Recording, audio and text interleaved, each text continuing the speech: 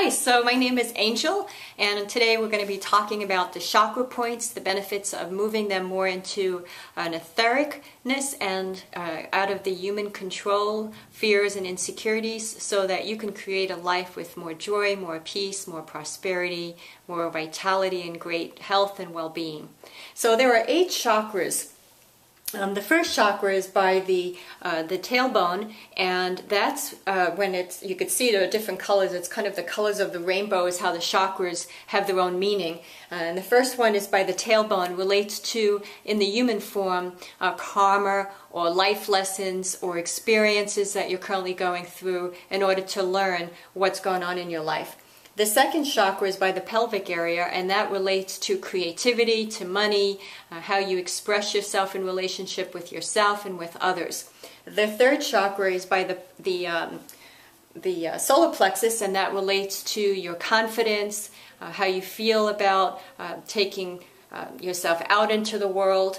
The fourth chakra relates to the heart, relates to love, relationships. The fifth chakra, which not many people know about, has to do with the collarbone. It relates to harmony and peace. The throat chakra is how you express yourself. The third eye, right in the middle, is your intuition. And then the crown chakra is how you connect with God or the universe, however you use the term in your relationship with Source. And so when you're working with chakras, there are embedded beliefs in the chakras. Some you're aware of, some you're not. Some you're conscious of, some you're unconscious of. Some serve you in a way that brings you greater peace, greater joy, greater confidence, and so forth. Some cause friction because there are lessons that are being taught in those areas in your life. And so the chakras are energies, are forms of when they're open and they're balanced and they're in harmony, then you move through the lessons with greater ease. But when there are blocks or tightness going on in any of the chakras, then what happens is there's friction. There is a sense of discomfort emotionally, mentally, and physically in the body. So there are 2 ways in which people release chakras. One is what I label on the human plane, in the emotional, mental, and physical body. And when you're working through the chakras, you tend to want to communicate. You tend to want to talk about them. So you're creating a story with regard to them. When you're creating a story, you're creating an attachment. The longer you hold on to the attachment, the more you keep creating that same story. It's like repeating the same lessons because you haven't made peace with it. And so there's a sense of judgment, there's a sense of lack of ease and so forth. But when you move out of the story and you create a sense of forgiveness and a sense of peace, then there's a deeper sense of moving on. And so that sometimes you create the story in order to help you learn the lesson, and then from the lesson you're able to forgive, and from that forgiveness you're able to move on. Now that can take a long time depending upon how attached you are to the story. It could take as little as a second, as long as a lifetime. And so one of the things that I do is I have the gift of reading chakras from what I call the etheric plane, where there's no attachment to the human mind, emotions, or physical body. It's operating, it's a gift I've had where I can read the energies, which are what the chakras are in the human form, to see what's going on in the body, in the mind, in the emotions, where the blocks are, what's creating the blocks, and so forth. So that when you transmute these chakra points through energy format rather than through the story format, then it's easier to move through it, and it takes less time to have the hold or the attachment to it. So when you transmute any of these chakras, for example, transmuting the first chakra into from the energy form, there's not an attachment again to the karma, to the lessons, to the life lessons, to the story. So you have a deeper sense of letting go and moving on. It's like someone quitting, wanting to go to be a runner, and they're caught up in the story of they're not in shape. The story is what's holding them back from getting up and doing it. But when you transmute that story, then there's a motivation, there's an excitement. Now the story can have some lessons, maybe in childhood, or maybe when they were growing up, they were told that they're never going to be good enough as far as a runner or physically fit, because whatever the story was, they bought into that belief. So when I transmute that energy, which is in the first chakra, the story is no longer there. There's nothing holding them back. That belief system is gone. So they're motivated to take the step now because they're creating a new belief that they are capable of running, they are in good shape, they can get in better shape, and they can learn how to be a runner. The second chakra has to do with money and creativity. If there's a block there, there's a tendency again to have discomfort or friction with regard to money or with relationships. And so when I transmute that belief behind that energy, in the second chakra, the relationships have more harmony because the belief is no longer there. It's been transmuted. And it's easier then to, when you don't have that energy in the way, to have the belief that's no longer there, you create a new belief. It's like affirmations. What you're doing, affirmations more from the mind, whereas what I'm doing is all three areas, the mind, the emotions, and the physical body. So they all work in harmony. The third chakra is when you're letting go of that human control, trying to make things happen, trying to force it, and you transmute that energy behind that controlling belief. There's more of an openness, more of a confidence, more of a flow. The heart chakra, when you transmute any lack of anger or any lack of discomfort around the heart and you move into forgiveness, then there's more of a sense of peace. Again, there's a story behind that. What created that friction? What created that anger? What created that lack of forgiveness? When I work with the energies, again, I'm not working with the story because that's in the human form, the mind, the emotions, and the physical body.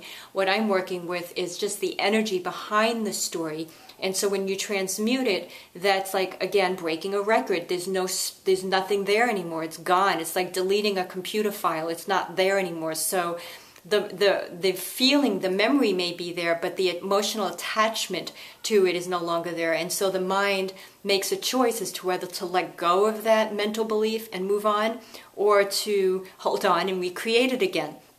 Usually the emotions is what keeps us stuck. And so when we transmute it, we're releasing, like taking out the garbage, some of the residual stuff. So you still may have some feelings or some thoughts about it, but the attachment is no longer there. And if your choice is to let go, and your desire is stronger to let go than the attachment to hold on, then you move through it. It's like quitting cold turkey. Okay? So then the collarbone chakra has to do with our confidence, our sense of peace and harmony with regards to the confidence around that. And so when we have that transmuting again behind it, whether it's through the heart or through the third eye, or there's no attachment to the lack of harmony. And so there's an easier flow with being at peace in life. The throat chakra has to do with how we express. When we work on transmuting the belief behind it, let's say you want to express yourself and you have an insecurity about something, a job promotion and so forth, you can literally close your throat off, get a sore throat, get laryngitis, depending how big the fear is or how insecure you are. When we release the story, then the throat chakra is open. There's nothing to hold it back from expressing with confidence. Third eye has to do with our intuition.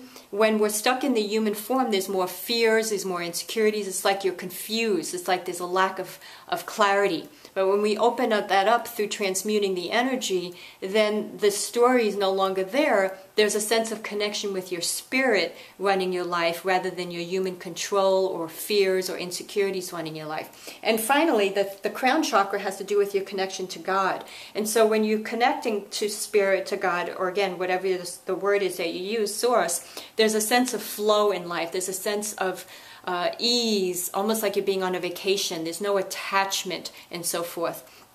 When I work with transmuting the energies, what I'm doing is it's like a spinning. I'm spinning the energies out and transmuting them into nothingness, into love. And so it's no longer in the energy field of the mind, the emotions, or the physical body, which allows it easier in the human mind, emotions, and physical body to create healthier beliefs, healthier energies that are more functioning towards the area that you're working on.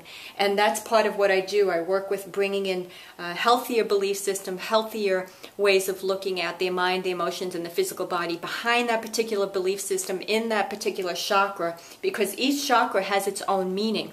And so, for example, The tailbone relates to karma.